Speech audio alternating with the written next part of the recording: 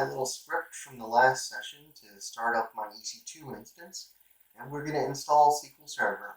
There might be a lot of cases where I speed up the video as we wait for the real world to catch up. So let's get to it. Go here, run, start debugging. I've made a couple of changes and fixed the way the text displays. I like this a lot better. Didn't exactly make the code shorter, but better trumps shorter. There we go. Here we go.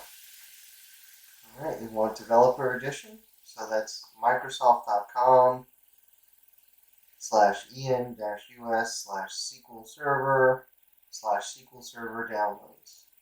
They always make their links too long. That's actually an improvement, but click on download now.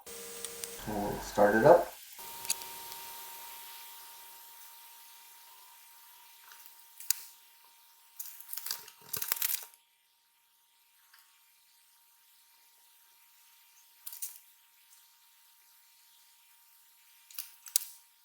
Alright. This all looks pretty good. Summarize. Here we go.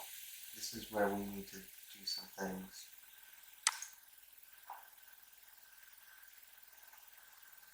Well, maybe sometime I'll explore these. I'll install them. Install that, just in case.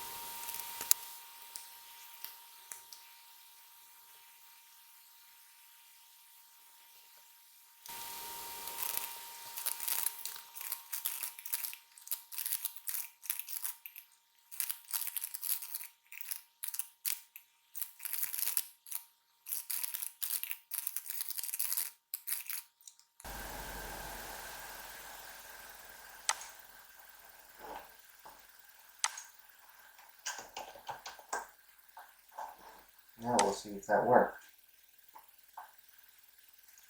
So I didn't install SSMS on there because obviously it's already installed.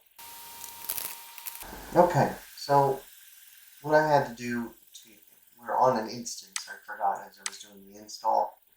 And here we go. It's my computer name and then dev SQL, so we'll hit connect. And there we go. We've got a bright, shiny database. And we'll even create our first database in here.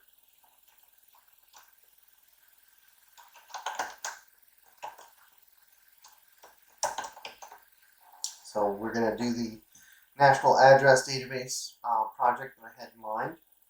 And it was a little too much for SQL Server Express. And I could have jumped through hoops to deal with that. But I'd rather do this.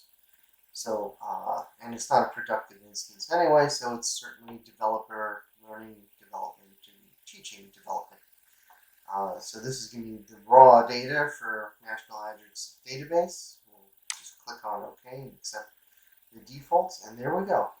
A new database server with a new database. And now we can start doing things like link servers later on.